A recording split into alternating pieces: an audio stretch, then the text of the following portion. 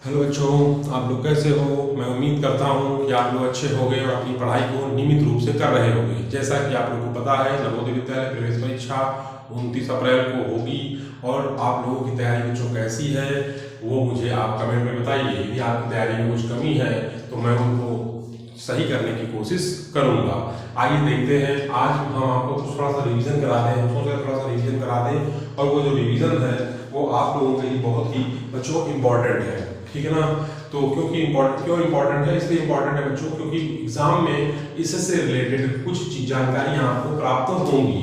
तो ये जो चैप्टर है इससे एग्जाम में क्वेश्चन बहुत आते हैं। इसका नाम है संख्या पद्धति। क्या नाम है बच्चों? संख्या पद्धति। बच्चों जो संख्या पद्धति है इसका इंग्लिश में नाम है नंबर सिस्टम। क्या नाम है? Number system. बच्चों नंबर सिस्टम, ये नंबर सिस्टम जो है इससे एग्जाम में क्वेश्चन बहुत सारे आते हैं। देखिए जैसे कि आपको पता है कि एग्जाम में जब क्वेश्चन आता है तो वहां पर वो जो क्वेश्चन होगा वो आपके सामने ऐसा होगा कि आपने पढ़ा होगा लेकिन आपका जो दिमाग है उस पर कंसंट्रेट होगा पर ज्यादा नहीं कंसंट्रेट होगा, क्योंकि जो एग्जाम में क्वेश्चन आते हैं वो क्वेश्चन होते वही हैं सीधे, लेकिन उन पे घुमा के पूछा आता है। हमेशा कोई भी क्वेश्चन होता है वो घुमा के ही पूछा आता है और घुमा के पूछना उनका एक कारण है। यदि लड़का उस क्वेश्चन को पकड़ लेगा तो वो अच्छे से उसको हल कर पाएगा। तो चलिए देखिए, हमारे सामने संख्या पद्धति नंबर सिस्टम में जो क्वेश्चन है वो मैं आपको बताता हूँ कि इसमें कैसे क्वेश्चन पूछे जाते हैं। सबसे पहले थोड़ा सा बेसिक बताऊंगा बच्चों। जो हमारी गिनती है वो गिनती हम लोग जो गिनते हैं वो 0 से 9 तक होती है। ठीक है ना बच्चों। यानी जो हम जो भी काउंटिंग करते हैं बच्चों, जो काउंटिंग करते हैं काउंटिंग, ठीक है ना बच्चों, जो गिनती करते हैं वो गिनती हमारी जो होती है वो होती 0 1 2 3 4 5 6 7 8 और 9। बच्चों 0 से 9 तक की हमारी काउंटिंग होती है। इन्हीं को हम लोग यदि मिला देंगे 1 और 2 बोलेंगे तो 12 हो जाएगा, 1 3 तो 13 हो जाएगा, 1 4 14 हो जाएगा, 1 9 19 हो जाएगा और 0 ये 0 से 9 तक की ही हमारी संख्याएं बच्चों होती हैं। ठीक है ना। पहली बात आपको याद रखनी है। दूसरी बात कि जब हमारे सामने कोई संख्या आती है तो जैसे मैं एक संख्या लिखता हूं 1 2 4 5 6 7, तो बच्चों जो ये संख्या लिखी होती है इस संख्या को हम लोग पढ़ते हैं वो हम लोग पढ़ते हैं राइट टू लेफ्ट पढ़ते हैं बच्चों। क्या पढ़ते हैं? राइट टू लेफ्ट पढ़ते हैं। राइट टू लेफ्ट क्यों पढ़ते हैं?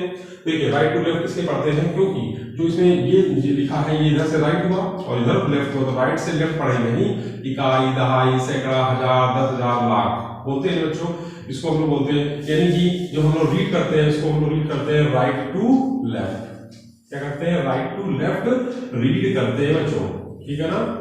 राइट टू लेफ्ट इसको हम लोग रीड करते हैं और इसको रीड करने का तरीका क्या होता है? जैसे ये हमारा क्या होता है, ये इकाई होता है बच्चों, फिर ये क्या होता है, ये दहाई होता है, फिर इस तरह से ये सैकड़ा होता है, फिर इस तरह से ये हजार होता है, ये 10,000 होता है बच्चों, है ना। ये बेसिक चीजें हैं जो आपको पता होनी चाहिए।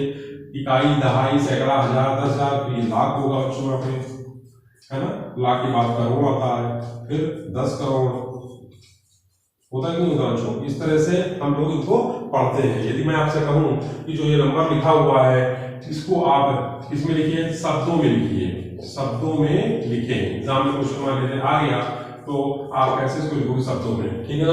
तो देखिए लिखा इकाई दहाई सैकड़ा हजार 10,000 लाख, इसको बोलेंगे हम लोग, क्या बोलेंगे इसको हम लोग? इसको हम लोग बोलेंगे 1 लाख। बच्चों क्या बोलेंगे? 1 लाख। ये बोलेंगे 1,24,000। क्या बोलेंगे?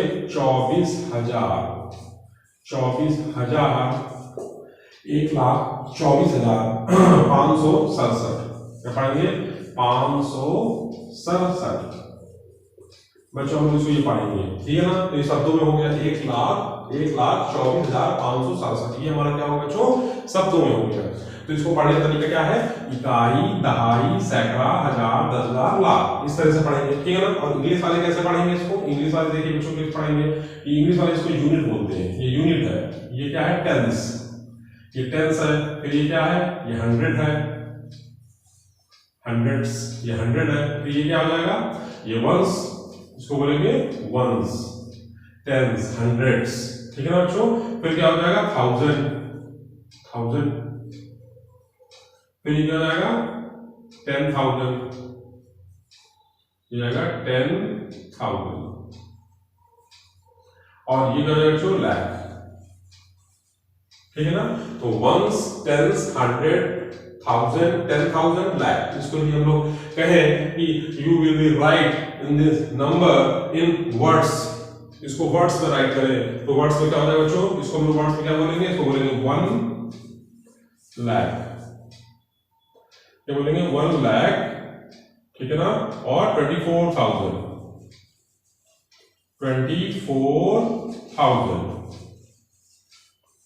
बोलेंगे बच्चों 1,24,000 24,500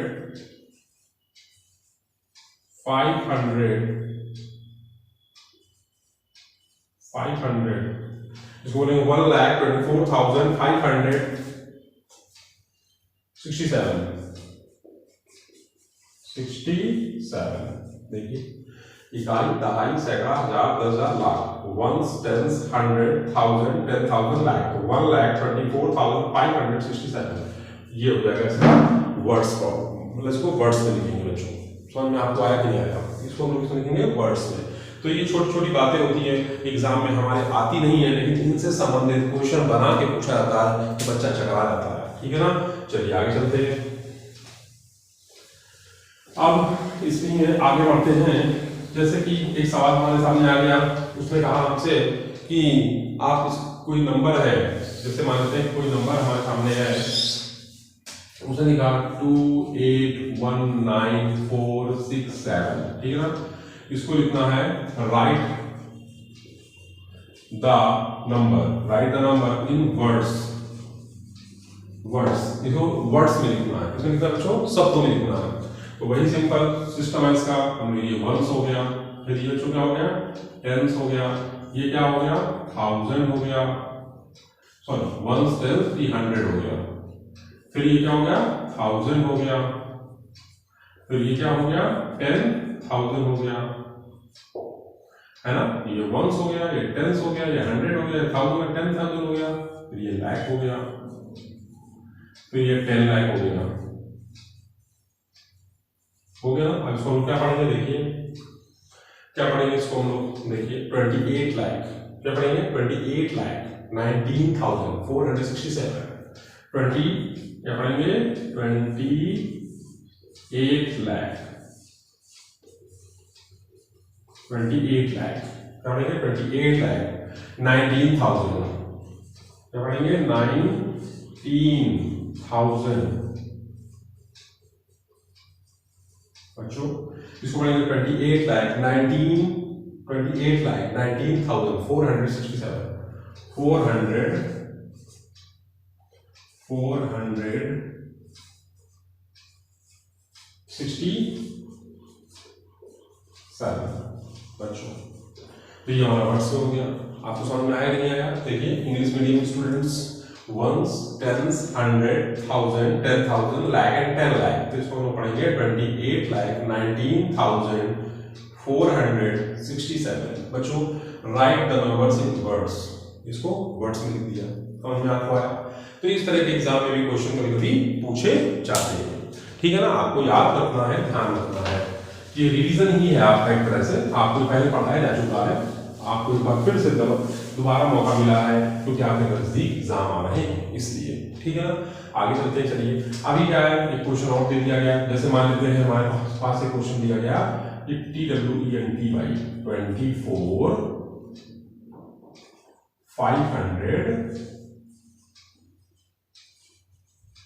544 बच्चों। ये जो हमारे पास लिखा है right the words in digit form, इसको किसमें लिखना है, डिजिट फॉर्म में बच्चों, डिजिट फॉर्म में लिखना है। अब इसको डिजिट फॉर्म में लिखना है तो डिजिट फॉर्म में क्या होगा, आइए देखते हैं, बहुत ही आसान है। इसको मैंने बताया था कि डिजिट फॉर्म में कैसे लिखा जाएगा। देखिए हम लोगों को पता है एक चीज कि हम लोग ये जैसे लिखा है वंस, है ना बच्चों, फिर क्या लिखा है टेंस, वंस टेंस, फिर क्या लिखा है 100 वंस, टेंस, हंड्रेड, फिर क्या लिखा है बच्चों, थाउजेंड, है ना, वंस, टेंस, हंड्रेड, थाउजेंड, फिर क्या लिखा है 10,000, वंस, टेंस, हंड्रेड, थाउजेंड, 10,000, फिर क्या लिखा है बच्चों, लाख, फिर क्या लिखा है 10 लाख, फिर क्या लिखा है करोड़। देखो ones, tens, hundred, thousand, 10,000, lakh, 10 lakh, crore. तो देखिए हमारे पास जो नंबर लिखा है, राइट द वर्ड्स 24,000, मतलब 24,000। तो 24,000 का मतलब क्या होगा बच्चों, 24,000, 24 लिखा और फिर 1000 मतलब 1 2 3, ढाई ढाई सैकड़ा, हजार, 10,000, मतलब क्या होगा बच्चों, ये हमारा 24,000 हो गया, ठीक है ना। अब 24 लिखा है ना, 24 500 44, तो 24 500 44 24,000 यहाँ होगा बच्चों। थोड़ा सा इसको हम लोग सही कर लेते हैं, 24,500 24,500, तो 500 मतलब यही, ये 500 हो गया, 24,544, तो 44 हो गया, है ना। इन डिजिट फॉर्म में लिखना है, इसको जोड़ लीजिए, ये 4 आ गया, यहाँ 4 आ गया, ये 5 आ गया, ये 4 आ गया, ये 2 हो गया, ये हो गया 24,544। ये हमारा क्या था बच्चों, वर्ड्स प्रॉब्लम, कि किसमें चेंज हो गया, डिजिट फॉर्म में। बच्चों किसमें चेंज हो गया, डिजिट फॉर्म में। तो आपको समझ में आया। इस तरह से एग्जाम में कभी कभी क्या होता है, किसी चीज को वर्ड्स में दे दिया जाता है, फिर उस वर्ड को डिजिट फॉर्म में करना होगा। तो तरीका यही है जो मैंने आपको बताया, आसान है और इसकी आपसे कभी गलती नहीं होगी इसमें, क्योंकि गलती के चांसेस बहुत ही कम हो जाते हैं। आपको ये चीजें याद रखनी है, ध्यान रखनी है, आप ध्यान रखोगे तभी एग्जाम में अच्छे से कर पाओगे बच्चों, नहीं तो फिर आपको प्रॉब्लम होगी। ठीक है, चलिए आगे चलते हैं। चलिए बच्चों आगे चलते हैं। एक चीज मैं तो आपको और बताना चाहूंगा, एक होती है हमारी लोकल वैल्यू, ठीक है ना, ये एग्जाम में पूछा नहीं जाता, कभी कभी पूछ भी जाता है। एक होती है लोकल वैल्यू, होती है फेस वैल्यू, ठीक है ना। इसको हिंदी में बताऊंगा मैं। लोकल वैल्यू का मतलब होता है जातीय मान, क्या होता है, जातीय मान, और फेस वैल्यू का मतलब होता है स्थानीय मान। बच्चों लोकल वैल्यू और फेज वैल्यू, लोकल वैल्यू का मतलब होता है जातीय मान और फेज वैल्यू का मतलब होता है स्थानीय मान। जातीय मान क्या होता है, जातीय मान जैसे मैंने बोला, एक नंबर लिखा मैंने कि 1 2 3 4 5 में 3 का जातीय मान बताएं, जातीय मान बताएं, ठीक है ना। ये हिंदी में था, अब इसी को इंग्लिश में बोलूंगा कि find the local value, find the local value of 1 2 3 4 5, ठीक है ना। यानी कि इसका लोकल वैल्यू बतानी है। अभी जैसे मैं लिख दूं इसी नंबर को कि 1 2 3 4 5 का 5 में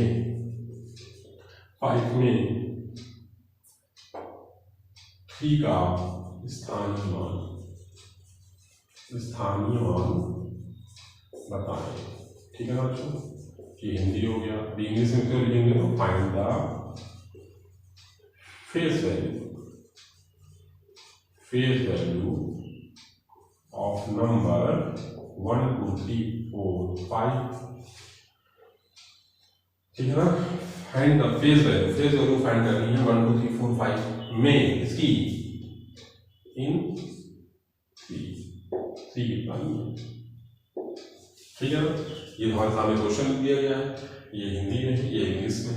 जाति मान हिंदी में लोकल, इंग्लिश में बोलते हैं लोकल वैल्यू, और फेस वैल्यू को इंग्लिश में बोलते हैं और हिंदी इसका होता है स्थानीय मान।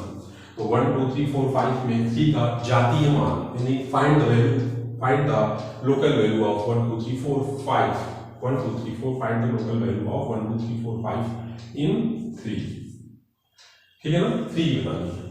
तो चलिए पता करते हैं। देखिए जाति मान जो होता है, लोकल वैल्यू जो होती है, यदि हम 3 का जाति मान कहेंगे तो वो नंबर ही स्वयं उसका जाति मान होता है। जैसे मैं कहूँ कि 1 2 3 4 5 में 3 का जाति मान क्या होगा, तो 3 होगा। ऑप्शन दे दो यहाँ पे, जैसे ऑप्शन दे दिया, 3 लिख दिया, फिर ऑप्शन में लिख दिया 4, फिर ऑप्शन में लिख दिया 5 और ऑप्शन में लिख दिया 6। तो इसमें 3 का जातिमान क्या होगा, स्वयं 3 होगा, यानी जातिमान लोकल वैल्यू जो होती है वो स्वयं का वो नंबर ही होती है बच्चों। वो जो नंबर होता है ना वो नंबर ही स्वयं का उसका जातिमान होता है। जैसे 3 का जातिमान क्या होगा बच्चों, 3 का जातिमान स्वयं वो नंबर ही होगा, ठीक है ना, समझ में आपको आया। इसी तरह से फेज वैल्यू की बात करें तो फेज वैल्यू में जैसे हम कहें कि 1 2 3 4 5 में हमें निकालना है, तो देखिए 5 जो होता है कि इसमें ये वंस प्लेस पे है, इसमें 1 का गुणा करते हैं बच्चों, ठीक है ना। और जो 4 होता है 10th प्लेस पे आता है तो इसमें 10 का गुणा करेंगे।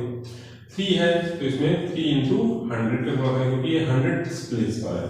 फिर ये 2 जो हमारा है वो 1000 प्लेस पे बच्चों, और जो ये 1 है ये वो हमारा 10,000 प्लेस पे है बच्चों। समझ में आया। ये 5 है, ये 40 है, ये 300 है, ये हमारा 2000 है और ये हमारा 10,000 है। समझ में आया, नहीं समझ में आया, बहुत ही आसान। देखिए 1 2 3 4 5 में 5 की हम बात देखें, 5 का फेस वैल्यू देखें तो 5 का फेस वैल्यू 5 है, इसमें 1 का मल्टीप्लाई होगा क्योंकि ये वंस प्लेस पर है, ये बच्चों किस पर है, वंस प्लेस पर, यानी इकाई स्थान पर है।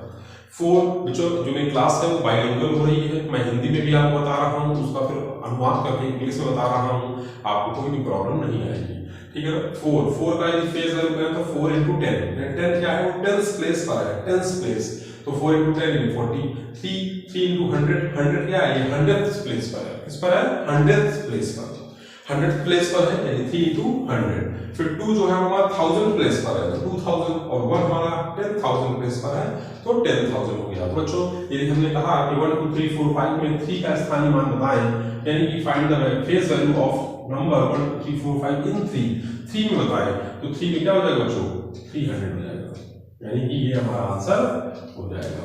आपको समझ में आया। तो देखिए आज के लिए हम लोग इतना ही रखते हैं क्योंकि क्लास में लंबी हो गई है, और उसलिए इसलिए लंबी हो पाई है क्योंकि मैंने आपको इसमें बेसिक चीजें बताई हैं, बेस से स्टार्ट किया है, ठीक है ना। कल मैं इसमें और भी आपको चीजें बताऊंगा, जैसे कि डिवीजन रूल होता है, बहुत सारी संख्या लिख दी जाती है और बच्चों से पूछा है कि बताओ ये नंबर क्या 2 से डिविजिबल है, क्या ये नंबर 3 से डिविजिबल है, क्या ये 5 से डिविजिबल है, तो मैं आपको चुटकियों में बता दूंगा कि वो नंबर 2 से कैसे डिविजिबल है, उसका रूल होता है, 3 से डिविजिबल उसका रूल होता है, 5 से डिविजिबल उसका रूल होता है, ठीक है बच्चों। फिर डिवीजन हम लोग डिवीजन थ्योरम पढ़ेंगे, ठीक है। तो कल हम लोग आगे पढ़ेंगे, आज मिलते हैं, जय हिंद।